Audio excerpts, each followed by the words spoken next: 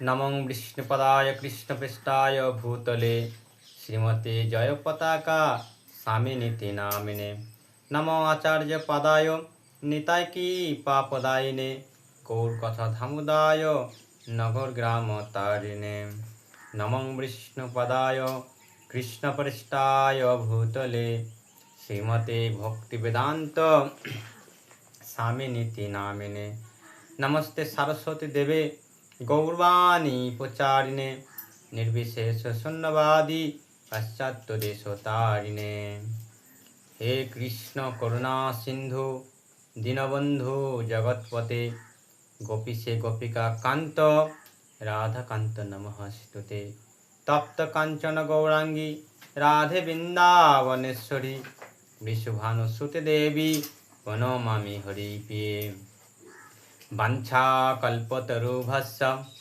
कृपा सिन्धुभ्य एव च पतितानां पावनेभ्यो सकल वैष्णवेभ्यो नमो नमो जय श्री कृष्ण चैतन्य प्रभु नित्यानंद श्री अद्वैत गदाधर शिवासादि गौर भक्तवृंद हरे कृष्ण कृष्ण कृष्ण हरे हरे हरे राम राम राम हरे हरे नारायणं नमस्कृतं नरं चैव नरोत्तमं देवीं सरस्वती व्यासं ततो जयमुदीरये ओं नमो भगवते वासुदेवाय ओं नमो भगवते वासुदेवाय हरे कृष्ण।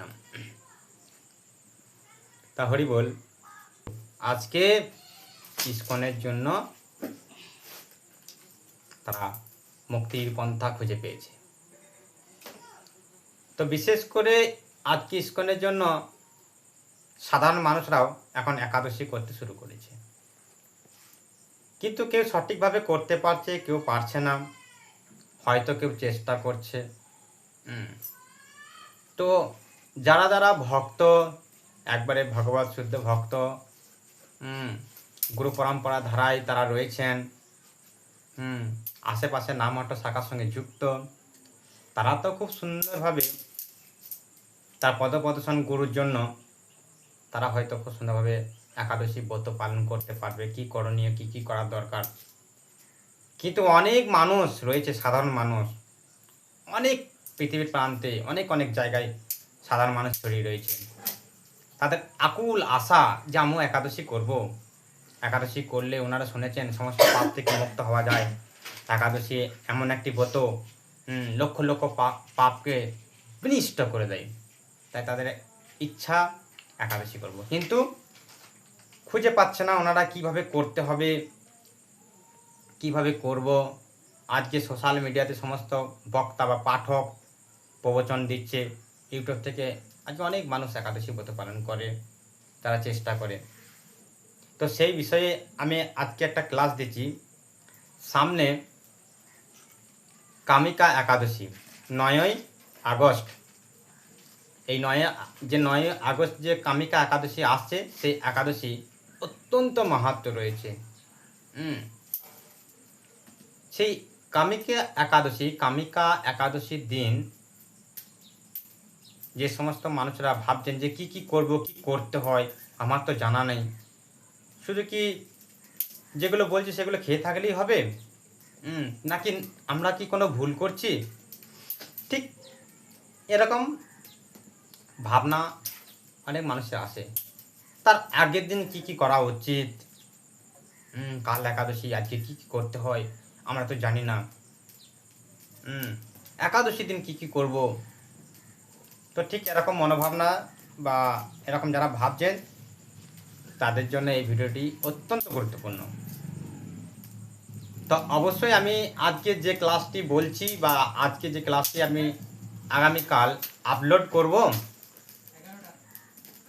তো আপনারা এই ক্লাসটি থেকে জানতে পারবেন যে একাদশীতে কি করলে আপনারা সম্পূর্ণভাবে কামিকা একাদশী ব্রত মাহাত্ম্যের ফল লাভ করতে পারবেন। আজকে সেই সমস্ত বিস্তারিত আলোচনা করব। তো যে সমস্ত মানুষরা ভাবছেন যে কিভাবে একাদশীর আগের দিন রেডি হব, কি করতে হয়, তো যদি এরকম একটা ক্লাস পেতাম তাহলে খুব ভালো হতো, তাই না? তাদের জন্য বিশেষ করে আমি এই ভিডিওটি বানাচ্ছি। তো কামিকা একাদশী আসার একদিন আগে অবশ্যই আপনারা যারা আমিষভোজী, দেখুন সবাই তো নিরামিষভোজী ব্যক্তি একাদশী করছে তার কোনো মানে নেই।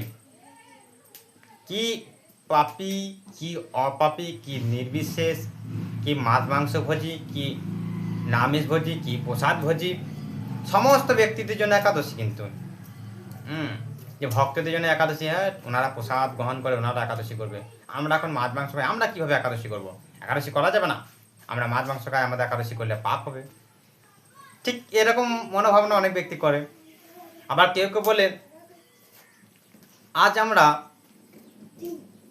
নিরামিষ খাচ্ছি, তাহলে কি করব, কি করণীয়, তো এরকম ভাবনাও আসে। তো বিস্তারিত আজকে আলোচনা করব। তো যারা আমিষভোজী, বিশেষ করে যারা আমিষভোজী মানে মাছ মাংস খান অথচ আপনারা একাদশী করেন, হ্যাঁ এইরকম ব্যক্তিও একাদশী ব্রত পালন করতে পারে, কোনো অসুবিধা নেই। মাছ মাংস খেয়েও একাদশী ব্রত পালন করা যায়। তো কিভাবে করবেন না, কামিকা একাদশী আসার একদিন আগে আপনারা সম্পূর্ণভাবে নিরামিষ গ্রহণ করবেন। অবশ্যই নিরামিষ গ্রহণ করতে হবে। পারলে দুদিন আগে আপনারা নিরামিষ গ্রহণ করবেন। আগামীকাল কামিকা একাদশী শুরু, তার আগের দিন আপনাদের যত বাসন আছে ঠিকঠাকভাবে পরিষ্কার পরিচ্ছন্ন করে রাখবেন। এমনভাবে মার্জন করবেন যেন কোনো তাতে মানে সেই বাসনে যেন কোনোভাবে অন্ন টুকরো বা কোনো সবজির টুকরো যেন না লেগে থাকে।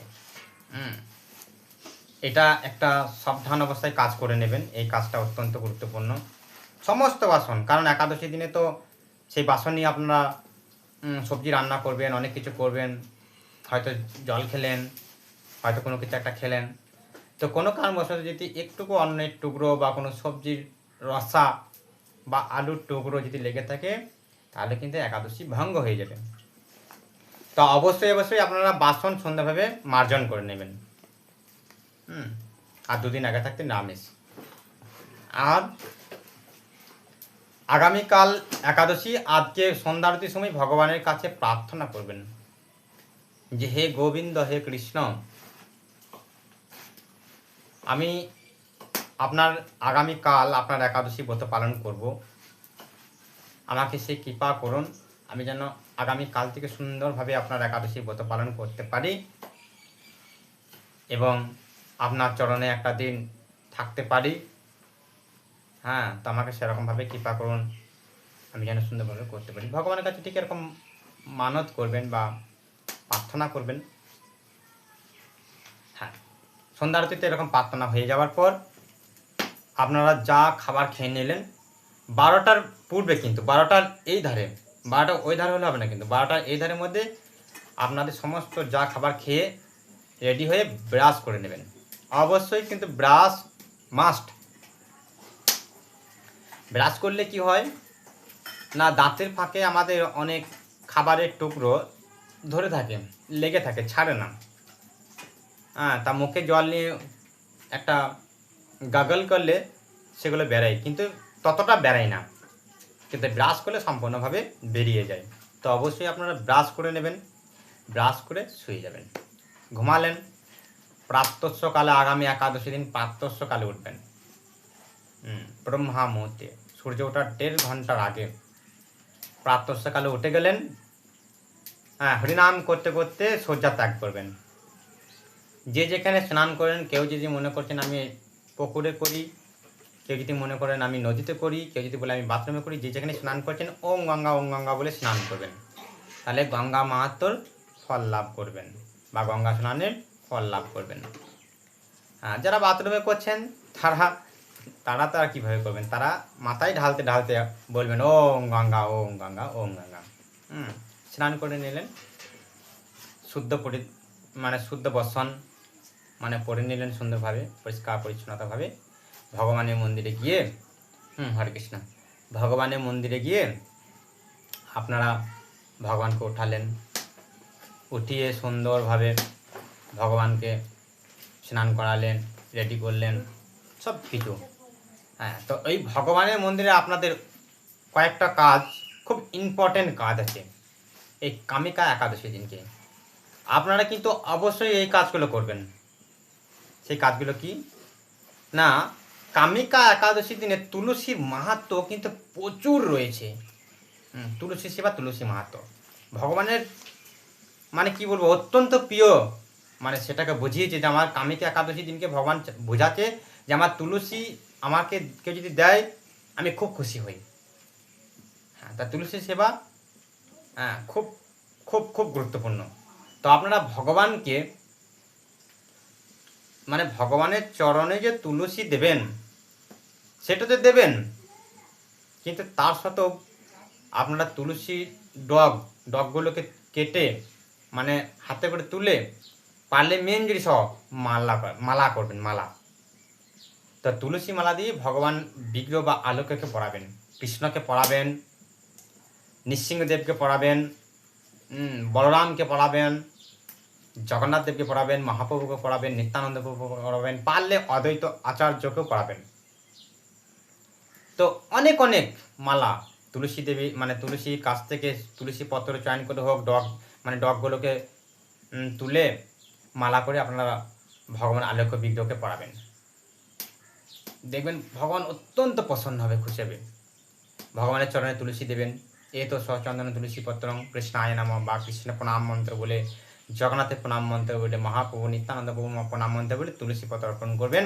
তুলসী দেওয়ার সময় অবশ্যই কর্পূর, চন্দন মানে চন্দন কাঠ, চন্দন পিড়া কাঠ থাকবে, আর কর্পূর, অগ্র আর গোলাপ জল দিয়ে আপনারা সুন্দরভাবে পেস্ট করে তুলসী পত্র এই তো সচন্দন ঠিকভাবে লাগিয়ে ভগবানের চরণে দেবেন।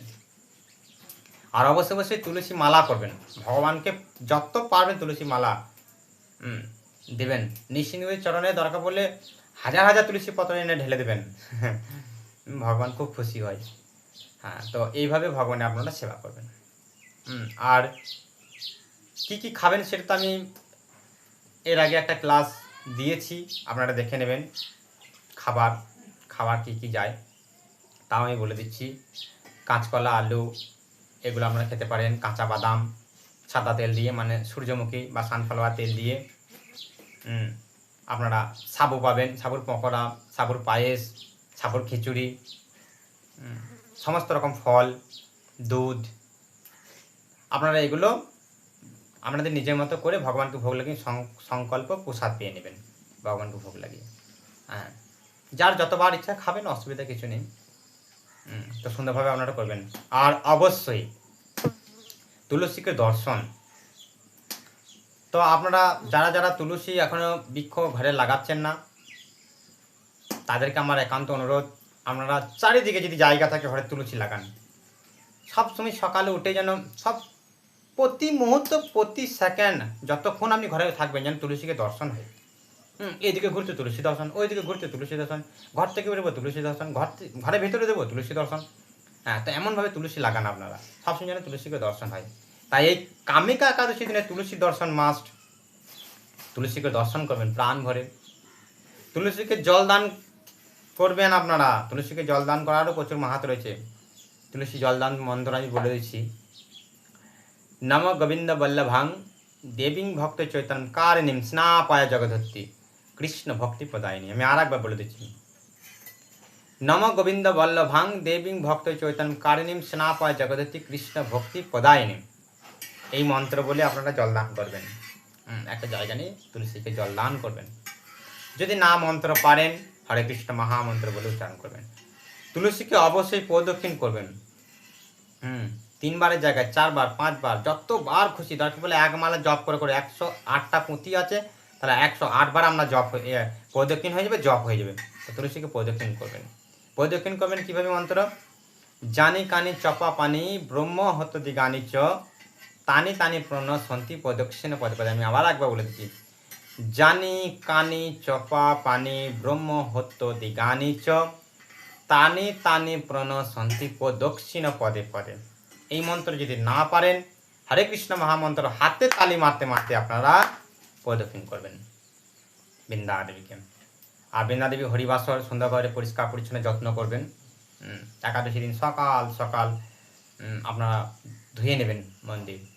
তুলসী বড় গাছ মানে বৃক্ষটা যদি হয় একবার হালকা করে ঝাঁকিয়ে নেবেন, নড়িয়ে দেখবেন নষ্ট হওয়া পত্রগুলো সব পড়ে যাবে, সেগুলোকে ঝেঁটি ফেলে দেবেন। তারপরে তুলসী দেবী জল দেন। অবশ্যই তুলসীকে টাচ করবেন, সুন্দরভাবে একবার করে স্পর্শ করবেন। তারপরে তুলসী দেবীর কাছে ভগবানের কৃপা চাইবেন। হে বৃন্দা দেবী, আপনি তো কৃষ্ণের প্রিয়, নম নম তুলসী কৃষ্ণ প্রেয়সী, আপনি কৃষ্ণের প্রিয়, তাই আপনি কৃপা করুন যেন আমি একাদশী খুব সুন্দরভাবে করতে পারি। তো দেখবেন বৃন্দা দেবীর কৃপা হলে ভগবানের কৃপা লাভ করতে পারবেন। তো ঠিক অবশ্যই কিন্তু তুলসী সেবা মাস্ট। আপনারা এভাবে সারাদিন তুলসী দেবীর যত্ন সেবা। বাড়িতে যদি শ্রীমদ্ ভগবদ গীতা থাকে ভাগবতম পাঠ করবেন, পঞ্চম অধ্যায় বা অনেক রয়েছে, আপনারা যেটা খুশি ইচ্ছা আপনারা পাঠ করবেন। যদি পড়তে না পারেন শ্রীমদ্ ভগবদ গীতাতে ভালো ভালো আলেখ্য ছবি রয়েছে, আপনারা দর্শন করবেন, ওতেই কাজ। শ্রীমদ্ ভাগবতম পড়বেন, যদি ভাগবতম থাকে প্রথম স্কন্ধ দ্বিতীয় স্কন্ধ যেটা খুশি সেখান থেকে কোনো একটা দুটো করে শ্লোক পড়বেন। একাদশীর দিনকে শ্রীমদ্ ভগবদ্গীতা বা ভাগবতম পাঠ অত্যন্ত মানে মূল্যবান একটা সম্পদ, বা সেখান থেকে কৃপা পাওয়া যায় বা পুণ্য পাওয়া যায়। আর 18 মালা জপ, কমপক্ষে 18 মালা বলেছে, যদি তার ঊর্ধ্বে হয় অনেক ভালো হয়। তবে চেষ্টা করবেন যারা যারা নতুন তারা অন্তপক্ষে 16 মালাও করবেন, 16 মালা জপ করবেন। আর পরনিন্দা পরচর্চা একদম চলবে না, বন্ধ করে দেবেন। আপনারা যদি করে থাকেন এরকম, তো এই একটা দিন অন্তত বন্ধ করবেন, বুঝলেন।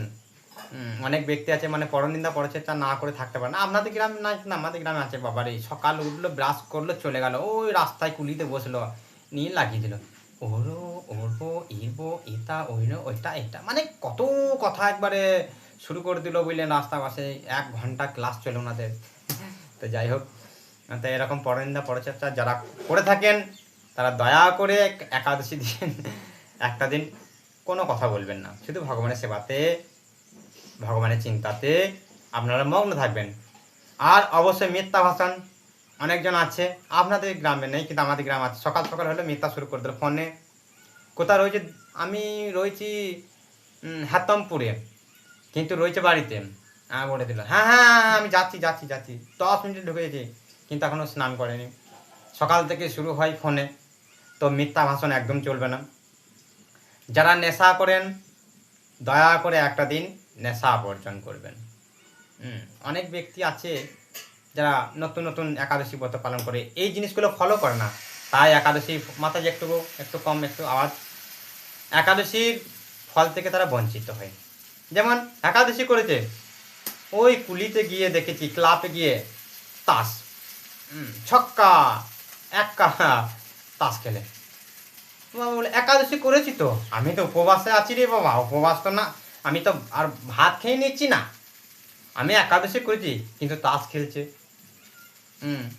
না এলে কোনো না কোনো গেম খেলছে।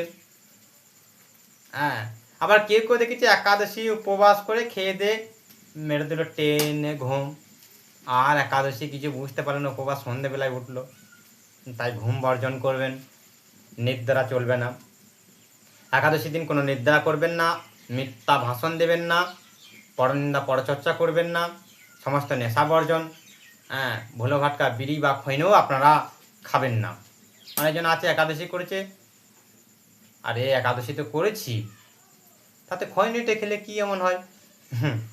তাই যাই হোক, আপনারা এইসব একদম বর্জনীয়, এইগুলো মুক্ত হয়ে আপনারা একাদশীটা সম্পূর্ণভাবে পালন করবেন।